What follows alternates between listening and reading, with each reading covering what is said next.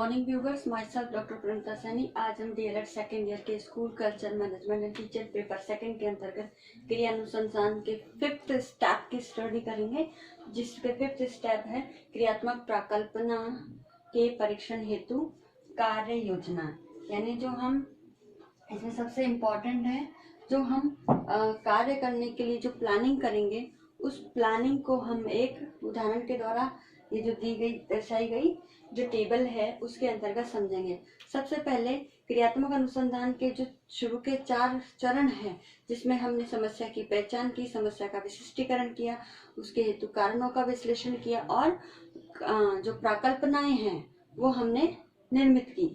तो इन चारों स्टेप के बाद जो 5वां स्टेप आता है, उस 5वें स्टेप में हम जो हमारी क्रियात्मक प्राकल्पनाओं का जो हमने निर्माण किया है, अब उसको हम टेस्टिंग के लिए, एग्जीक्यूट करने के लिए हम जो प्लानिंग करेंगे वो प्लानिंग क्या होगी। अब प्लानिंग करने के लिए सबसे पहले तो इसमें क्रियान्वयन का पक्ष आता है और दूसरा इस क्रियान्वयन के आधार पर उसका क्या परिणाम होता है, तो एक परिणाम पक्ष आता है। तो क्रियात्मक प्राकल्पनाओं के परीक्षण के लिए सबसे पहले हम उसे क्रियान्वित करेंगे और क्रियान्वित करने के पश्चात उसे हम एग्जीक्यूट करने के बाद उसके जो रिजल्ट है, निष्कर्ष है, वो हम देखेंगे। तो इस प्रकार से ये जो स्टेप है ये मोस्ट इम्पॉर्टेंट स्टेप है और इसी के आधार पर जो हाइपोथेसिस टेस्टिंग का कार्य किया जाता है। अब जो क्रियात्मक प्राकल्पना हेतु परीक्षण है उसके अंतर्गत हम जो 4 स्टेप है वो फॉलो करते हैं। इसके अंदर भी जो सब पॉइंट्स होंगे वो हम अभी एग्जाम्पल के थ्रू समझने का प्रयास करेंगे। इसमें सबसे पहला आता है पूर्व परीक्षण, फिर दूसरा क्रियात्मक प्राकल्पना के लिए क्रिया पक्ष का क्रियान्वयन। सबसे पहले तो प्री टेस्टिंग हम कर लेंगे। प्री टेस्टिंग करने के पश्चात हम जो हमने हाइपोथेसिस बनाई है उसको एग्जीक्यूट करेंगे, उसका क्रियान्वयन करेंगे, ये इसका दूसरा रहेगा। फिर क्रियान्वयन करने के बाद उत्तर परीक्षण करेंगे और उत्तर परीक्षण के पश्चात हम इसके जो डेटा आए हैं उन डेटा का विश्लेषण करेंगे। अब इसको हम एक एग्जाम्पल के थ्रू समझ सकते हैं। तो इसके अंदर जैसा हमने पूर्व के वीडियो में जो एग्जाम्पल दिया था, उस एग्जाम्पल के अंतर्गत हमने जो लिया था कि कक्षा 7 के विद्यार्थियों में अंतिम 2 कालांशों में पलायन की समस्या का हमने स्टडी की थी। तो उसके आधार पर हमने एक हाइपोथेसिस बनाई थी कि यदि अंतिम 2 कालांशों में ट्यूटोरियल की व्यवस्था की जाए तो विद्यार्थियों में पलायन कम होगा। अब इसी उदाहरण के आधार पर हम इसका क्रियान्वयन पक्ष जो है यानी कार्य योजना है वो समझाने का प्रयास करते हैं। तो इसकी क्रियान्वयन योजना में सबसे पहले आएगा, इसका जो स्टेप है वह है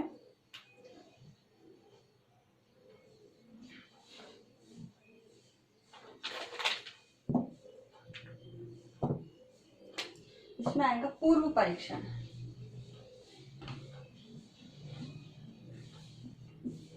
अब जो पूर्व परीक्षण है, तो पूर्व परीक्षण हेतु क्रियापद का स्वरूप क्या होगा। तो सबसे पहले जो सप्ताह आता है, शुरू में जो सप्ताह है उसमें सप्ताह में हम उपस्थिति के आधार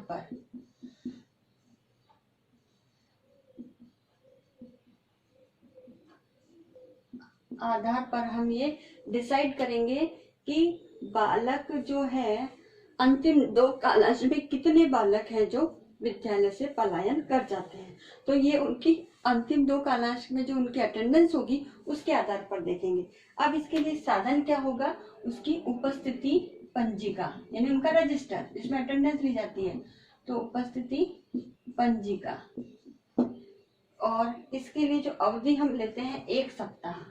तो 1 सप्ताह की जो अवधि है, इस 1 सप्ताह की अवधि के अंदर हम डेली 6 दिनों में ऑब्जर्व करेंगे कि हमारा जो है कितने बच्चे अंतिम 2 कालांश में अनुपस्थित होते हैं या विद्यालय से पलायन कर जाते हैं। और इसकी तिथि हम कुछ भी मान सकते हैं, जैसे आज की तारीख है, हम 11 मई हम ले लेते हैं। इस 11 मई से 1 सप्ताह की जो है अवधि में हम डेली पूर्व परीक्षण करेंगे कि कितने बच्चे अंतिम 2 कालांशों में चले जाते हैं। तो ये पूर्व परीक्षण हो गया। दूसरा इसका जो स्टेप है वो है क्रिया पक्ष का क्रियान्वयन।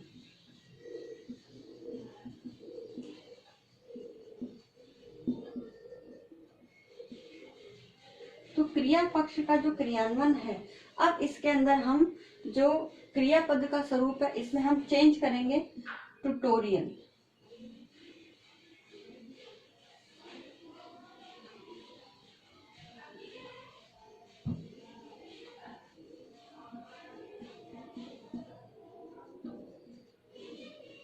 ट्यूटोरियल कक्षा जो अंतिम 2 पीरियड में हम डिसाइड करेंगे, और इसके लिए हम जो समय सारणी है उस समय सारणी में परिवर्तन करेंगे।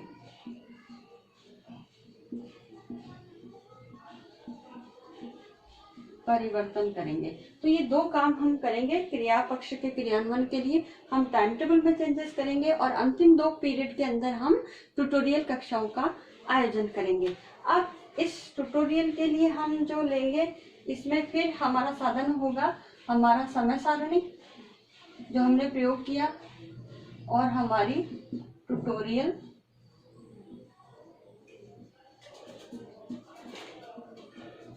उपस्थिति पंजिका। तो हम क्या करेंगे, हम जो ट्यूटोरियल लेंगे, ट्यूटोरियल लेने के समय जो हमने अटेंडेंस ली है उसकी उपस्थिति पंजिका हमारा साधन हो जाएगा या उपकरण हो जाएगा, और हमारा टाइम टेबल उपकरण है। अब इसके लिए हम लेंगे 1 दिन 3 माह। तो 1 दिन 3 माह तक हम इस ट्यूटोरियल को देखेंगे, और इसकी हम 1 दिन और 3 माह का जो हम प्रस्तावित तिथि लेंगे 1 सप्ताह के बाद, ये मान लीजिए 7 दिन इसमें जोड़ दिए जाते हैं, तो 18 मई से हम इस क्रिया पक्ष का क्या करेंगे, क्रियान्वयन करेंगे। तो इसके फिर 3 माह इसमें जोड़ लेते हैं, तो 18 मई से लेके 3 महीने आप और 1 दिन बना दीजिए, तो होंगे मई, जून, जुलाई, अगस्त। तो 19 अगस्त हम इसका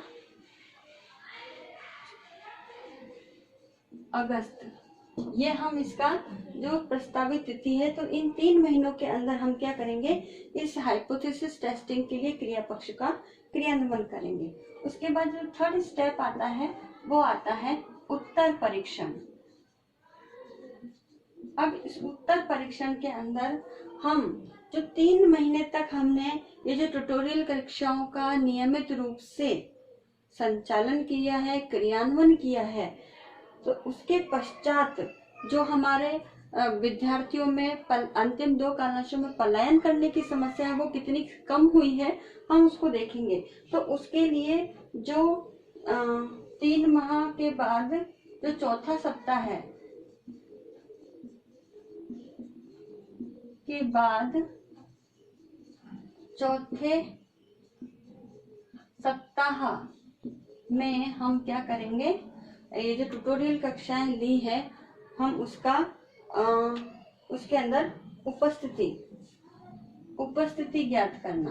अब 4थे सप्ताह के अंदर जो उपस्थिति है उसके आधार पर ही हम उसका उत्तर परीक्षण करेंगे, और इसके लिए फिर वही उपस्थिति पंजिका हमारी आएगी, उपस्थिति पंजिका आएगी, और हमारी जो समय सारणी उपस्थिति पंजिका के आधार पर ही हमारा जो अंतिम 2 कालांश है उसके बारे में हम देखेंगे कि कितने बच्चों में अंतिम 2 कालांशों में पलायन की समस्या कितनी कम हुई है।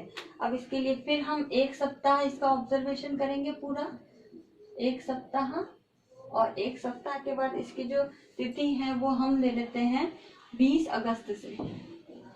20 अगस्त से 1 सप्ताह की जो स्थिति है उस 1 सप्ताह तक हम ये ऑब्जर्व करेंगे कि अब इस ट्यूटोरियल को 3 महीने जो हमने ट्यूटोरियल बच्चों को क्लासेस ली है उसके आधार पर बच्चों में ये पलायन करने की जो समस्या है वो कितनी कम हुई है, ये पलायन करना उन्होंने छोड़ दिया है। तो ये होगा हमारा उत्तर परीक्षण। अब 4था जो स्टेप आता है वो आता है दत्त विश्लेषण। अब दत्त विश्लेषण यानी हम जो डेटा का एनालिसिस करते हैं वो दत्त विश्लेषण। अब दत्त विश्लेषण में हमने जो पूर्व परीक्षण किया था, पूर्व परीक्षण एवं उत्तर परीक्षण। तो पूर्व परीक्षण और उत्तर परीक्षण है, इन दोनों के जो प्राप्तांकों की जो हम है तुलना करेंगे। तो जो प्राप्तांक है उनकी तुलना करने के बाद अब इसमें साधन हम कुछ भी प्रयोग में नहीं लेंगे और इसके अंतर्गत हमें लगेंगे 3 दिन और इसको हम मान लेते हैं 1 सप्ताह के बाद 28 अगस्त। 28 अगस्त से हम इसका क्या करेंगे, जो है दत्त विश्लेषण का कार्य करेंगे। और इस दत्त विश्लेषण के अंदर हम जो भी हमारा प्री टेस्टिंग है उसमें जो प्राप्तांक आए और जो पोस्ट टेस्टिंग है, जो हमने ट्यूटोरियल कक्षाएं का आयोजन 3 महीने तक के लिए दिया, उनके आधार पर हम दोनों के प्राप्तांकों की तुलना करेंगे और फिर इस प्रकार से इस हाइपोथेसिस की टेस्टिंग के लिए हम जो कार्य योजना है उसका एग्जीक्यूशन करेंगे।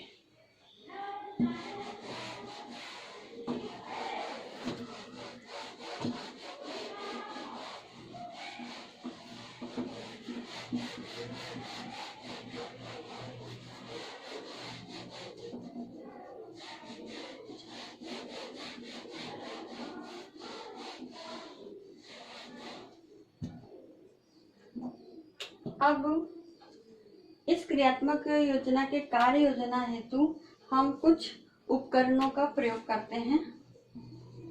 उपकरण या तकनीकों का प्रयोग करते हैं। इन उपकरण और तकनीकी का प्रयोग, अब इसके अंतर्गत जो हम तकनीकों का प्रयोग करते हैं, सबसे पहले तो इसके अंतर्गत हम यूज करते हैं परीक्षण पत्र। परीक्षण पत्र या जांच पत्र। दूसरा हम इसमें प्रयोग कर सकते हैं अवलोकन। तीसरा प्रश्नावली। चौथा साक्षात्कार। पांचवा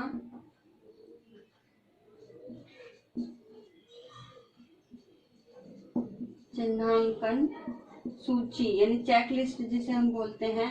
छठा कोटि निर्धारण मापनी।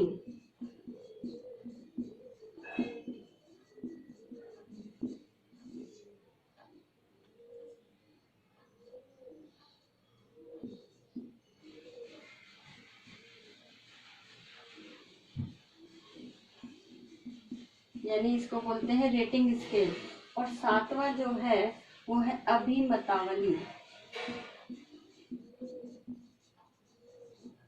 तो इस प्रकार से हम इन सभी टूल्स का प्रयोग करते हुए हम बालकों से दत्त एकत्रित करते हैं और दत्त एकत्रित करने के पश्चात उनके जो प्राप्तांक हमें आए हैं उनके प्राप्तांकों की फिर तुलना करते हैं।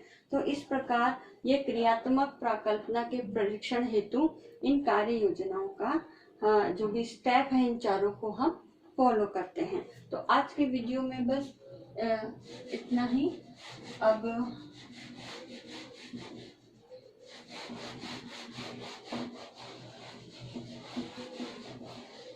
आज का जो असाइनमेंट है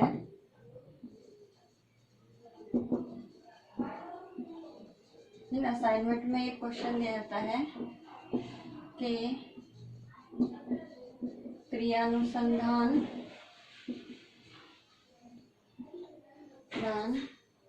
के 5th सोपान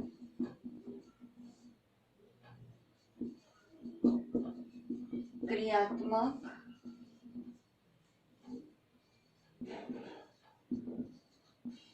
प्राकल्पना